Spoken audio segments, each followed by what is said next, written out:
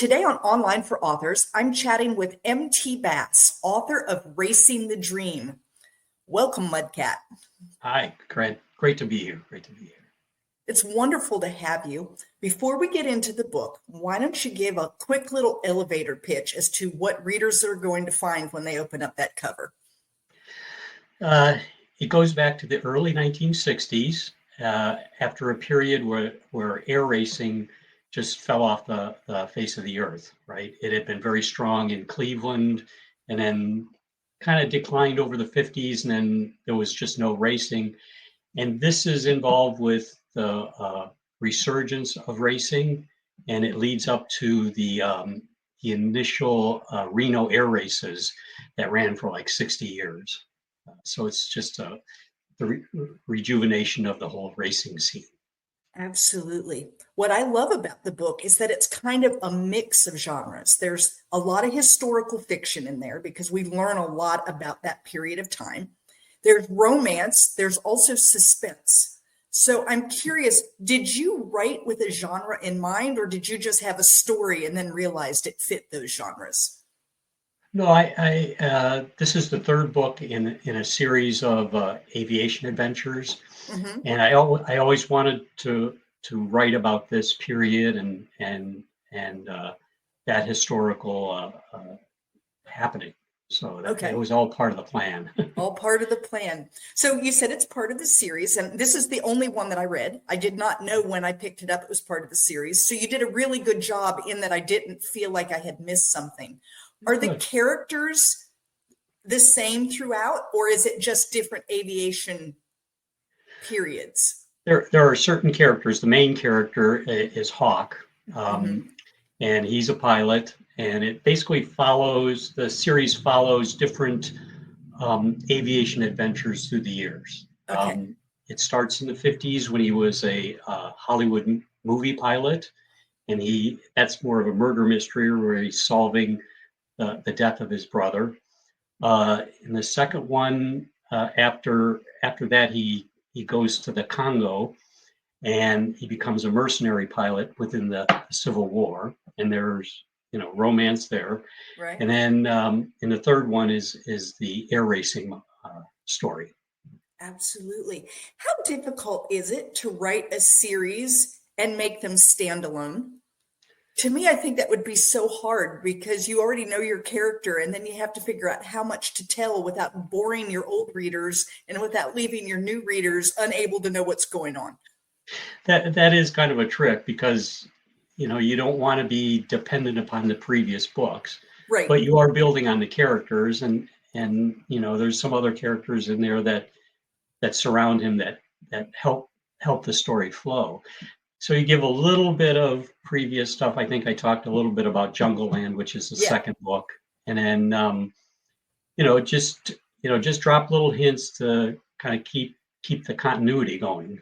But you don't want to just like you said, you don't want to make the reader feel like, oh, I'm missing out, I have to go back. Right, So. right. Because I never felt like I was missing out. Occasionally I thought, oh, I'll bet there's a little more story to this because you would bring up the Congo stuff. And I thought, oh, yeah, I'm sure there's a whole lot of stuff there that I could go back and read. But I didn't feel like that because I didn't know the whole story that I couldn't know this story. And so you did a great job. I was really impressed with that. It's great to hear that, because Especially that's what you aim for. Right. Especially coming in on a third book. Mm-hmm. At this point, those characters are developed and people who've read your whole series would know them. And so guys, I'm not saying you shouldn't read all of them. You probably should go back and start at the beginning. But if you don't and you started in the middle, I don't think that you're going to feel like you were left out at all. I'm curious, are you a pantser or a plotter? I'm a pantser. Are you a pantser? I go through this in my writing group, because all the other guys they're outline maniacs, Right, kind of. right. And I tried it once. I had a book a long time ago that had a ton of characters and a ton of things going on, and it was based on like Catch-22, if you know that book. Yeah. And I tried to outline everything and say, okay, I got halfway through and I said, oh, I got to figure this out. I outlined everything. I said, that's great, I'm going to do this. And then none of the characters wanted to do any of that stuff, I know. So it's like, Right, I just gave up, and then just, right.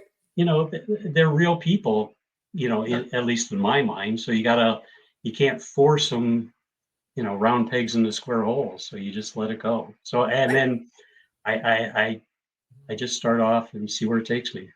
So I'm the same way. I'm definitely a pantser. And Uh-huh. I too have tried a couple of different ways of outlining. One that was very formal and it didn't suit me at all. And my characters absolutely refused to play. And they just said, let us know when you get back to real writing. And then I tried another one. Yeah, I tried another one, which was a little looser. And it was more like around this point in the book, you should be having, an inciting incident and this kind of thing. And I thought maybe that would work better for me. No, same problem in that I was in the middle of something and my mind is going, this isn't the inciting incident you should be doing, and it just wasn't working for me. So I too am a pantser. And I love that you've tried the other and just realized that for you, that isn't the way it works. It just doesn't. And I understand where, other folks, it does help them. Yeah. But it just, I just feel like the characters need to be real, and not, like I said, not logged on this Logged outline. into some, right. I'm of the opinion, I think that we all outline, we just do it differently. I have to go back, so once I'm done with my book, I have holes, I have things that I need to fill in because something happened later that I need to preface earlier and those kinds of things. And so I just feel like I'm doing what I call reverse outlining, which is, okay, now I've got my story down and oops, I need to put this here and this here and this here. And this chapter doesn't really belong here anymore. And I'm going to shove it somewhere. And then it works. So yeah. And I guess the first draft is really the outline. Yeah. Right. And that's what I'm shooting for, is to get the whole thing out. And then you make adjustments. Yeah. It's like woodworking, you build a structure and then you go back and finish it, varnish and do all the finishes, right? Yeah, absolutely. Absolutely. So where did the character Hawk come from? Like, is this someone you knew? Is this you? Is this just a totally made up, like just came out of nowhere? Where did that come from? Well, I am a pilot, flight instructor and commercial pilot. So, I'm, big into airplanes and flying and stuff. But it was the first book, My Brother's Keeper was my first book, So it was just, it was kind of coming up with a character that, I'm sure there's a lot of me in him, but he's his own person, He's his own, and wanted to come up with that. He was a World War II fighter pilot, Mustang pilot, but I picked it up in the 50s after the war was over with the murder mystery. And that was just kind of there's a big contrast there between him as a pilot and the situation that's going on in the book. And that's really where everything came from. It's just coming up with that conflict. Right. So you definitely followed the right what in terms of at least your pilot, and that aspect of it. Yeah, that fits in it. With murder mysteries, I'm not a cop, but no, I've watched enough Law and Order to know. Yeah. And do you enjoy reading murder mysteries? Is that something as well? Yeah. I enjoy that. The Bosch series and is one I read. So I plug into that all the time. What I loved is you have, in this book in particular, you have a great cast of very unique characters, right? I mean, we've got Hawk, we've got an old flame, we have an engineer turned preacher turned engineer again. We've got a surly mechanic, we've got wing walkers, we've got pilots from Germany that are trying to, outdo him. We've got all of these crazy characters that kind of come together and really make the story. Do you have a favorite character? I kind of like Sparks. He's the mechanic, and everybody calling everybody an idiot, which yes, he is very surly, and yet you see a soft side of him come out every now and then. Right, right. But, and some of the characters you mentioned, Elaine is his old girlfriend. She was Yeah. from the first book. Father Bob and Sparks was from the first book. So they've been in all three. Father Bob came in the second book. He was a missionary in Africa. Right. And then Al McGuire, he was from the first book. So these are kind of background people that I can kind of draw on and continue the story. Right. The Wing Walker, Allison, she comes up in this book for the first time, and she's going to be in the second book, or the fourth book. I lost count. I'm trying to remember where you are. Yeah. Absolutely. So let's talk a little bit about the research that went into this, because you had to do quite a bit on the air racing. And then you also had to have done quite a bit on wing walking, which is something I knew very little about. What was that research like? And what were some really cool facts that you found? Well, I mean, obviously it helped that I'm a pilot. So, I could put myself, in the cockpit. But, on the air racing thing, I went back, to the early years, before World War I in the 20s and 30s, and just followed the thread all the way along to see how it all worked and evolved. The wing walking was pretty interesting. I basically went to YouTube University, where you can, people flying with GoPros on their wings and watching different acts and stuff. And of course, going to air shows, I've seen that all before too, but it's different. There was one group in Washington where they take people up and put them on the top of a plane, and just watching that, it's like, this is pretty incredible. I'd never do that. You'd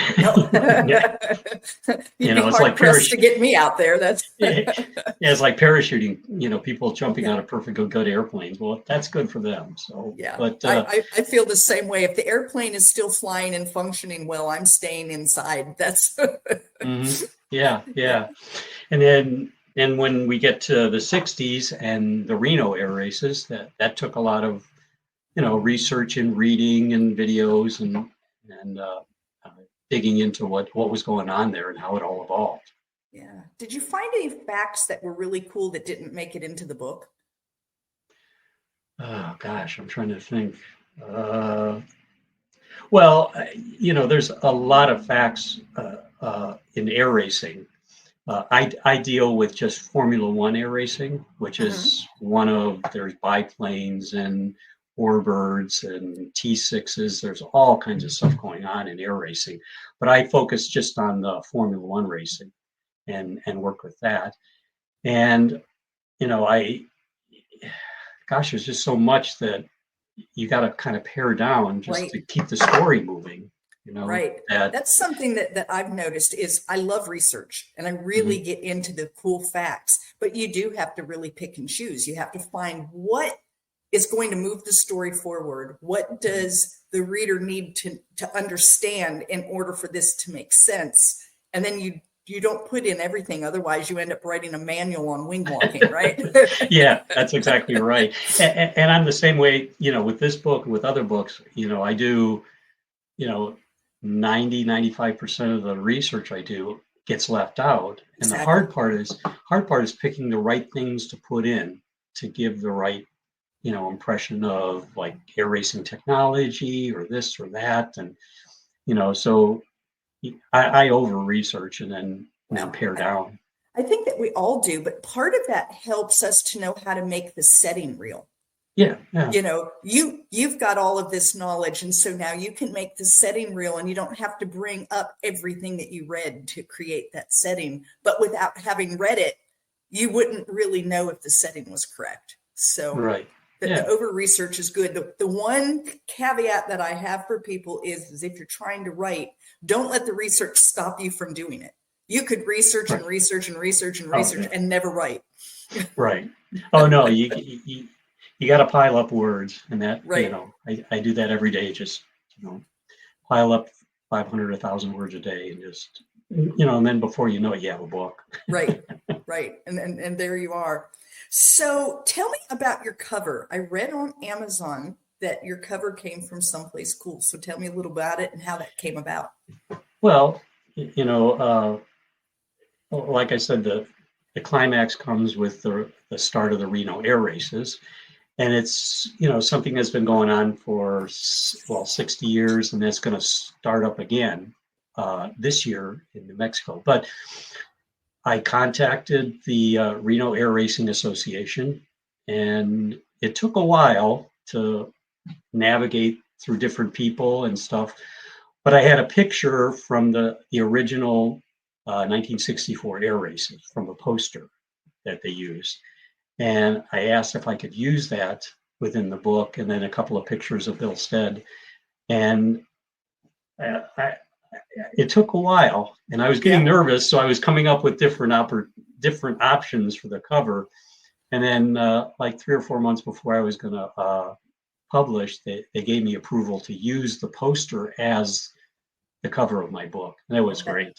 Yeah, that is really cool, and I love the fact that adds another like boost of the history that we actually get to see the air poster. So you referenced that they're going to be bringing back air racing. So I'm assuming air racing kind of went the way of everything during COVID. Is that when it stopped? Or did it stop before then? Well, for the 60 years that they ran the races, there were only two occasions where they didn't. And one was for 9/11, because they always have the races in September. Okay. So of course, after 9/11, the airspace was shut down. They couldn't have it that way. And then for COVID, they shut down as well. But towards the end, what was happening with Reno was the suburban growth around the airport grew. There was concerns about endangering people. So the airport authority told the races that, hey, 2023 was going to be the last race you're going to be able to have here. Okay. So, that's when it came to an end. And then they've been working, to bring it back and finding alternate sites. And they had announced about a year ago that they were going to pick Roswell, New Mexico, to relocate the races to. So there'll be a new race in 2025. Yep. This is the first, since 2023. That was the final flight. Okay. So Mudcat, what's next? What do you have coming up? Well, right now I'm a little over halfway through a sequel to another story from Article 15, which is about an ex-Navy SEAL who's a legal fixer. So I'm working at that. It's called Outside the Wire. He gets kind of outside his usual run of things. So, and he's tracking down a stalker who's going after a country western singer. So that's the basic that should be good. Story. And when do you hope that will come out? I'm hoping that'll come out later this year or early next year. Probably early next year. Fantastic. And you did kind of make mention that you have a fourth book of this series. Right. Yeah. That one, I've already got, the title is Mañana, and Hawk and Allison from Racing the Dream go to Central America, where they get involved with the CIA and drug running and other adventures. And when do we hope that one will be out? Later next year. Okay, so in 2026. Yeah, I got to finish Outside the Wire first. So I'm curious, you've now written a couple of different series. How many series do you have? I have 3 series. I have the White Hawk Aviation series. I have Article 15. That's called the Griffith Crow Adventure series, or legal series. And then the third one is a sci-fi crime mystery series called Murder by Munchausen. And that's where, if you look on Twitter and all the news about robots coming out, this is in the near future, like 2040, 2050, where humanoid robots are hacked to turn into hitmen. And it's about the police group that chases them down. Cool, cool. Have you ever considered just writing a standalone, or is series always going to be what you do? Oh no, I've got let's see, In the Black is it's like a catch-22 satire of the 60s that I Okay. wrote. And then I've got called Something for Nothing. That's a thriller that takes place on the Alaska pipeline, where two Ohio State dropouts go up there to get rich, and then they end up chasing down a treasure that's buried in a glacier. Uh, Crossroads, I got that's a music novel. I think it's the very first novel ever with a soundtrack. It's got 28 different uh, uh, lyrics or songs embedded into it. Oh, And wow. then, so those are the standalone ones I have. And I'm Yeah. thinking I need to come up with another standalone book pretty soon.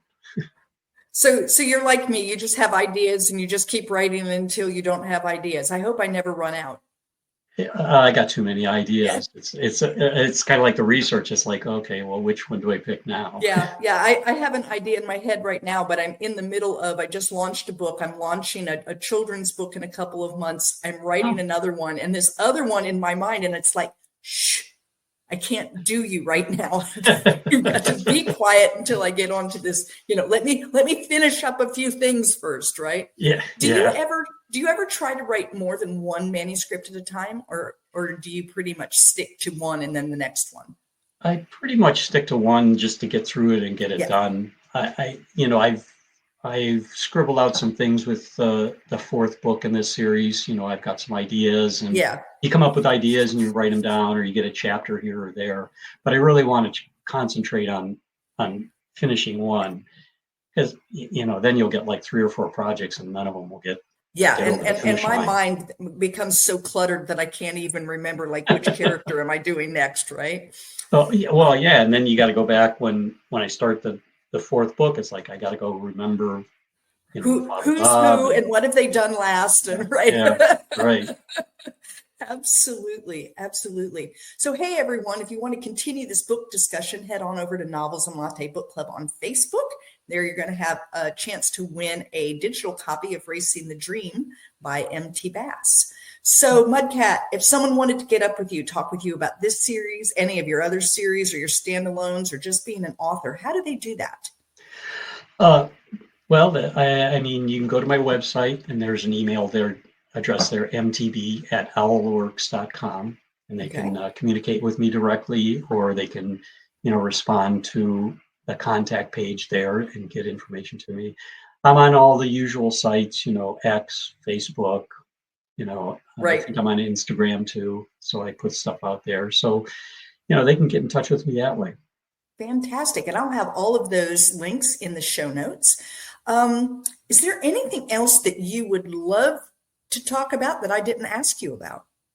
Um, well, going back to Racing the Dream, the one besides the novel itself, I thought this was pretty interesting because I met a lot of great folks in the research part of it, uh, and I had a chance at the back of the book to outline, some of those folks and how they helped me.